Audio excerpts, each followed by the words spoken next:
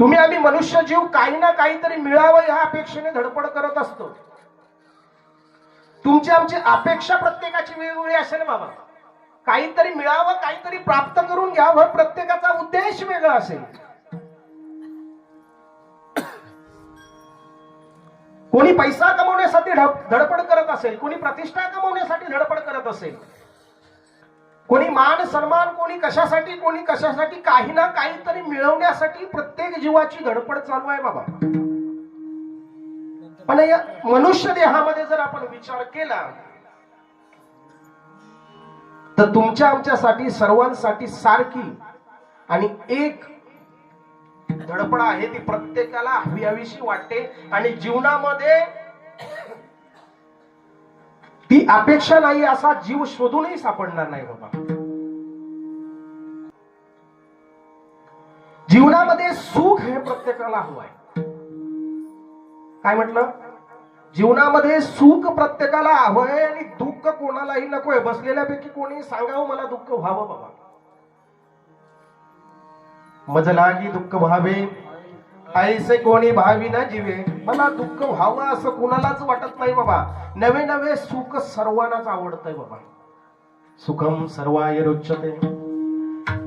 सुख सर्वांना आवडतंय, सुख सर्वांना हवं आहे आणि तुमची आमची धडपड ही या सुखाच्या दिशेनेच आहे बाबा. तुमची आमची धडपड त्या सुखाच्या दिशेने आहे. परंतु तुम्हा आम्हाला सुख अपेक्षित आहे, तुम्हा आम्हाला दुःख नकोय, सुख हवं आहे. मग तुमच्या आमच्या जीवनामध्ये सुख प्राप्त झालं का? तुमच्या आमच्या जीवनामध्ये सुख प्राप्त झालं का? नाही बाबा. मग जीवनामध्ये सुख का प्राप्त होत नाही? ते कुठं मिळतं? ते कसं प्राप्त करून घ्यावं?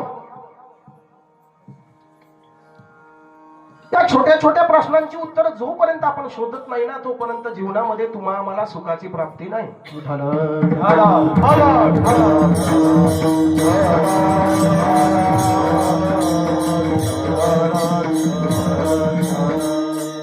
बाबा प्रत्येक मनुष्य जीवाला सुखाची अपेक्षा आहे आणि सुख हवं आहे, सुख हवं आहे, सुख हवं आहे म्हणून सुख सुख सुख करता करता करता करता पूर्ण आयुष्य निघून जातं बाबा. परंतु त्या सुखाची काही प्राप्ती होत नाही बाबा. महाराज म्हणतात सर्व सुखाची आशा जन्म गेला,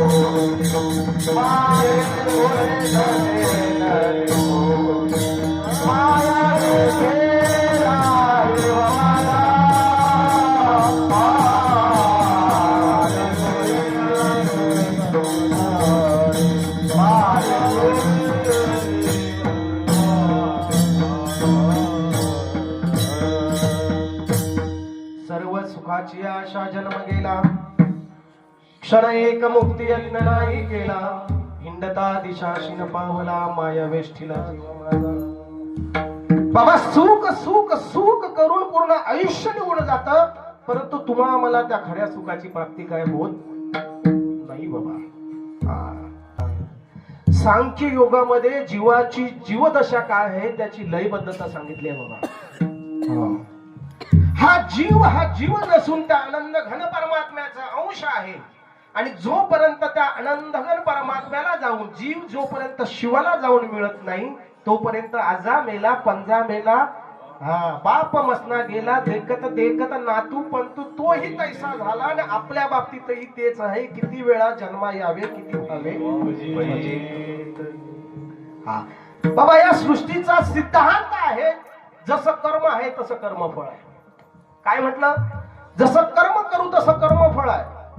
मग मग जीवनामध्ये सुख प्राप्त व्हावं असं जर का वाटत असेल तर जीवनामध्ये सत्कर्म करणं गरजेचं आहे. आणि जोपर्यंत सत्कर्म करत नाही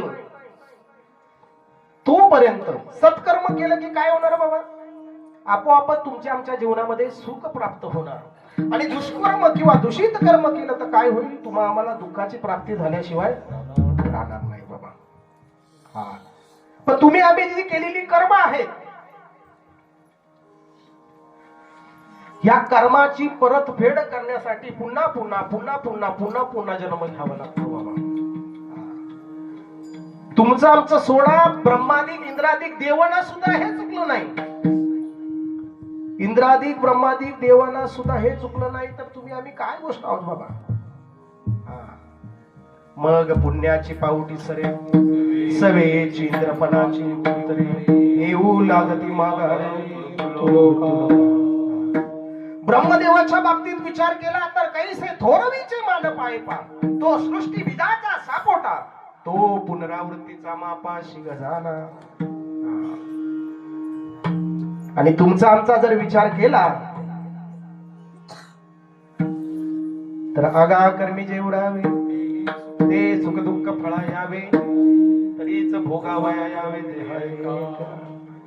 केलेलं कर्म भोगण्यासाठी हा जन्म पुन्हा पुन्हा मिळतो, ते दुःख भोगण्यासाठी हा जन्म मिळतोच बाबा. आणि तो घ्यावाच लागतो, तो कुटुंबा आम्हाला चुकलेला नाही.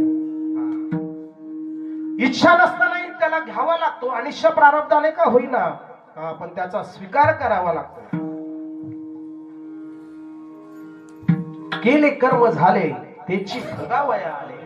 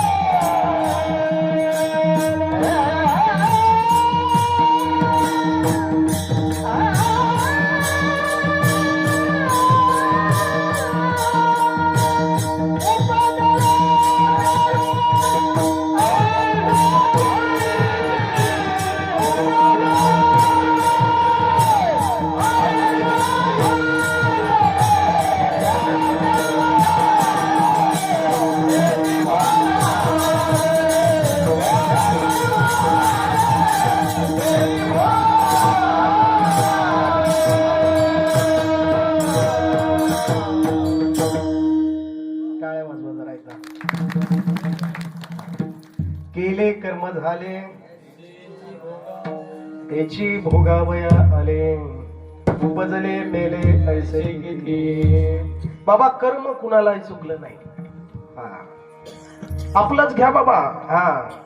जन्माचे ते मूळ पाहिले शोधून, दुःखाचे कारण जन्म घेणे. पाप पुण्य करुणी जन्मा येतो प्राणी, नरदेहा येऊन आली केली. कर्म कुणाला चुकलं नाही. जे कर्म करतो त्याचं प्रायचित्त म्हणून जर सत्कर्म केलं असेल तर सुख मिळेल, आणि दुष्कर्म केलं असेल तर दुःख मिळाल्याशिवाय राहणार नाही. दुःख कोणालाही नको आहे आणि सुख सर्वांना पाहिजे आहे. मग ते सुख आहे कुठे आणि कसं असतं, कुठे मिळतं बाबा? एका ठिकाणी एका वर्गामध्ये शिक्षण मंत्री आले बाबा. एका शाळेत शिक्षण मंत्री आले आणि शिक्षण मंत्री आल्याच्या नंतर ते साहेब आल्याच्या नंतर एका वर्गात शिरले आणि वर्गात विद्यार्थ्यांना विचारू लागले, सांगा 5 गुणिले 5 किती? 5 गुणिले 5 किती विचारल्याच्या नंतर पहिल्या विद्यार्थ्याला उठवलं, त्याला विचारलं 5 गुणिले 5 किती? तो सांगू लागला 15. साहेब म्हटले चूक आहे. दुसऱ्याला उठवलं, सांग रे 5 गुणिले 5 किती? तो म्हणतो 17. साहेब म्हटले चूक आहे. असं करता करता त्या वर्गात 20च्या 20 विद्यार्थ्यांना विचारलं 5 गुणिले 5 किती? एकालाही सांगता आलं नाही बाबा.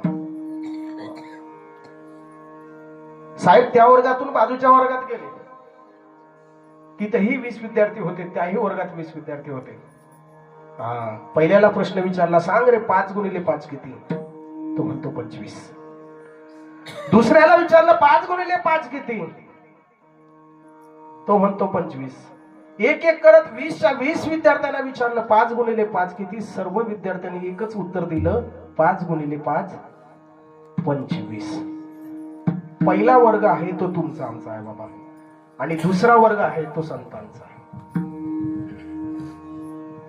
तुम्हा आम्हाला सुखाची व्याख्या विचारली की तुम्ही आम्ही सांगतो माझ्याकडे पैसा आला मी सुखी आहे. कोणी म्हणतो माझ्याकडे गडगंज संपत्ती आहे मी सुखी आहे. कोणी म्हणतो मी मोठा कीर्तनकार आहे मी सुखी आहे, मी मोठा ज्ञानी आहे मी सुखी आहे. कोणी म्हणतो मुंबई सारख्या ठिकाणी 5-5 माझे फ्लॅट आहेत मी सुखी आहे. कोणी म्हणतो लग्न होऊन 12 वर्ष झाले 15 वर्ष झाले पोटी संतान नव्हतं, या वर्षी मला संतान झालं मी सुखी आहे. तुमची आमची सुखाची परिभाषा, तुमची आमची सुखाची व्याख्या वेगळी आहे बाबा. पण संतांना जर विचारलं सुख म्हणजे काय आणि सुख कुठे मिळतं, तर संत तुम्हा आम्हाला एकाच ठिकाणी सुख सांगतात.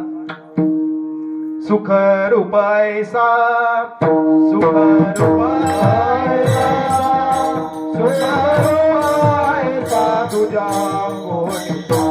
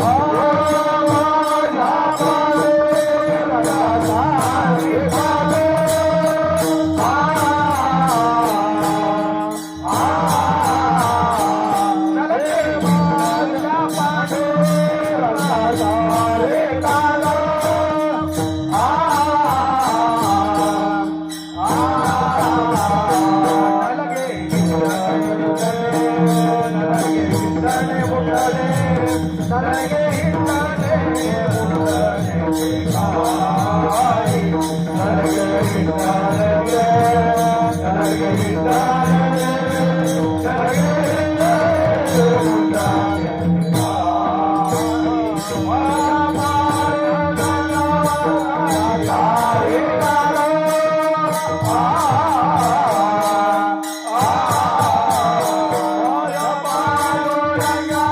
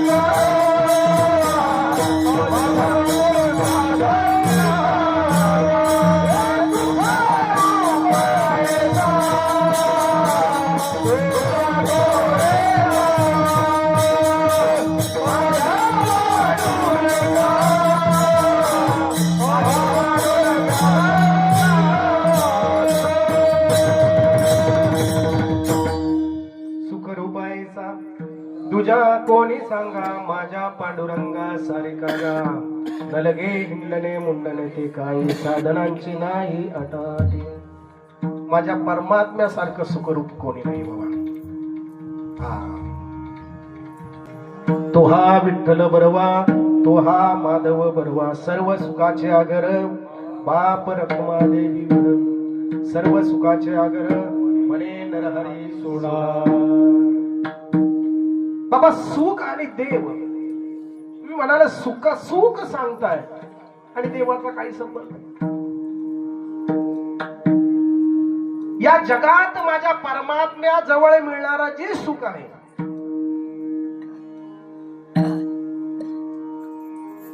तेच प्रेम सुख आहे तेच भक्ती सुख आहे आणि त्याच्या व्यतिरिक्त मिळणारे सुख हे सुख नसून केवळ दुःख आहे विठ्ठल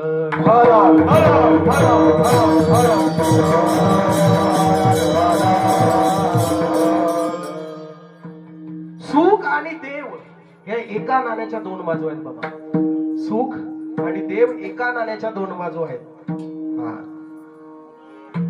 माझा मुलगा जेव्हा 3.5 वर्षाचा होता ना बाबा त्याच्याकडे पिगी बँक होती पिगी बँक माहिती गल्ला पैसे साठवण्यासाठी आपण ते चिल्लर गोळा त्यामध्ये तो साठवायचा आणि एक दिवस मला चिल्लर पाहिजे होती म्हणून म्हटलं बाबू मला चिल्लर दे मला म्हणतो बाबा किती पाहिजे म्हटलं ते 10 रुपये त्याने एक 10 कॉईन काढून माझ्या हातावर ठेवले बाबा आणि ते 10 रुपये मला दिल्याच्या नंतर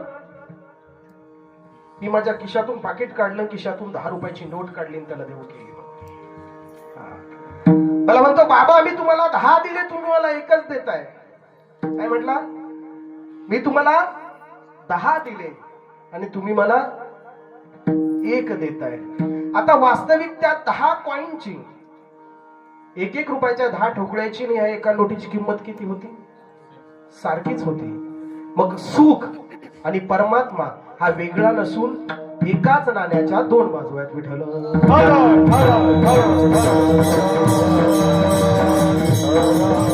बाबा जीवनात तुम्ही आम्ही जे भोगतोय तुम्ही आम्ही जे उपभोगतोय ते सुख ते खरं सुख नसून तुम्ही आम्ही त्या संसारामध्ये सुख शोधतोय बाबा आणि संसार हा मूळचा दुःख मूळ आहे बांधवडी आहे हा संसार सुखाचा विचार नाही कोठे किंवा संसार दुःख मूळ चौकडे इंगळ विश्रांती नाही कोठे रात्रंदिवस धडपड तुम्ही आम्ही ह्या संसारामध्ये सुख शोधतोय किती सुख शोधलं म्हणजे त्या संसारामध्ये सुख सापडेल बाबा हा मूळचाच दुःख बांधवडी आहे बघा एकदा एखाद्या गावामध्ये जर एखादं कुत्र फिरत असेल आणि आपल्या गावंदरीला फिरत असताना त्याला जर एखादं हाड जर सापडलं एखादी हड्डी त्याला सापडली तो कुत्रा काय करतो बाबा कुत्रा तोंडात घेतो आणि अशी जागा बघतो की मला कोणी पाहणार नाही अशा ठिकाणी तो जातो आणि अशा ठिकाणी गेल्याच्या नंतर ती हड्डी जी असते ते हाड असतं तो आपल्या 2 पायामध्ये पुढे पकडतो आणि एका बाजूने तोंडात घेतो जोर जोरात चावायला लागतो बाबा वास्तविक कित्येक दिवस पडलेली ती हड्डी असते त्या हड्डीमध्ये ना मांस शिल्लक असतं ना रक्त शिल्लक असतं बाबा पण त्या कुत्र्याला काय वाटतं याच्यामध्ये काहीतरी आतमध्ये रक्त असेल काहीतरी आतमध्ये मांस असेल म्हणून तो जोर जोरात चावायला लागतो हड्डी कडक असते बाबा ती हड्डी त्याच्या हिरड्यांमध्ये घुसते त्याच रक्त त्याच्या तोंडात पडतं बाबा कुत्र्याला वाटतं त्या हड्डीतून रक्त निघतंय मी हड्डी एवढ्या जोरात चावली म्हणून आतून रक्त निघतंय हा त्या हड्डीचं रक्त मला प्राशन करायला मिळतंय. तुमची आमची अवस्था अशीच आहे बाबा. संसार हा मुळातच दुःख रूप आहे आणि संसारामध्ये जेवढं आपण सुख शोधायचा प्रयत्न करू तेवढं दुःखच आहे बाबा.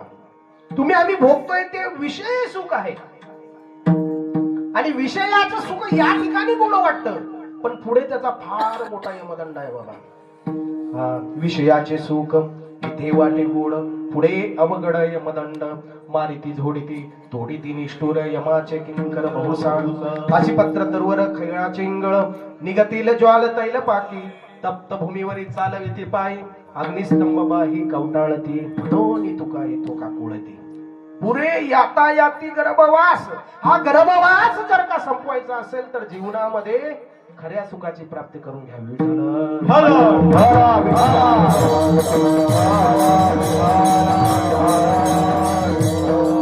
विषय ओढी भुलले जीव, आता यांची कोण करील कीव. नुपजे नारायणी भाव पावले ठावन. विषयामध्ये आपण जेवढं सुख शोधू, संसारामध्ये आपण जेवढं सुख शोधू तेवढं ते दुःखच आहे बाबा. माऊली म्हणतात, म्हणून विषय भोगी जे सुख ते सांदतची जाण दुःख. ते काय करते मूर्ख, न सरिता न सरे, न सेविता न सरे. जेवढं आपण सुख शोधायचा प्रयत्न करू तेवढं आपल्याला दुःखच मिळतं. मग सुख सुख सुख म्हणजे तरी काय. सुखाचे 3 प्रकार आहेत बाबा. सुखाचे 3 प्रकार आहेत. पहिला प्रकार आहे विषय सुख, दुसरा प्रकार आहे ब्रह्मसुख आणि तिसरा प्रकार आहे भक्ती सुख. हा, या भक्ती सुखालाच प्रेम सुख म्हणतात.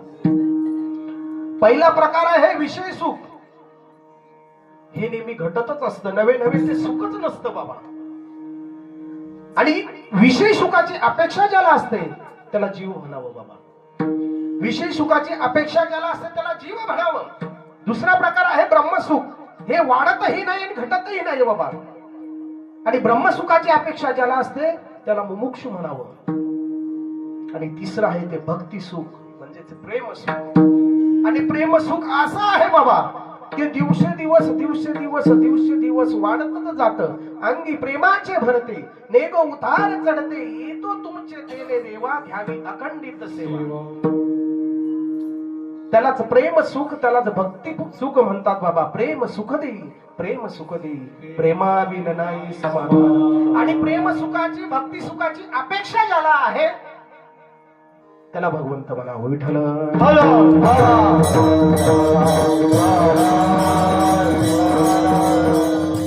जीवनामध्ये सर्वांना सुखाची अपेक्षा आहे. माऊलींच्या भाषेत जर बोलायचं झालं तर सुख कशाला म्हणतात.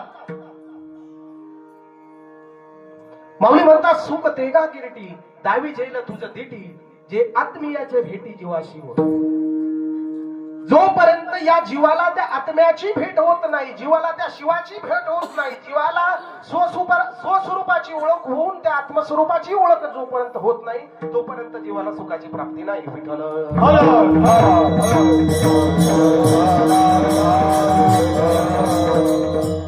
किंबहुना सोय जीवात्मियाचे लाहे, ते जे होय तया नाम सुख. बाबा सुख सुख सुख कशात आहे तर जीवाला शिवाची जोपर्यंत भेट होत नाही, त्या परमात्म्याला आपल्या मूळ तत्वाला जाऊन आपण जोपर्यंत मिळत नाही तोपर्यंत आपल्याला त्या भक्ती सुखाची प्रेम सुखाची प्राप्ती होत नाही.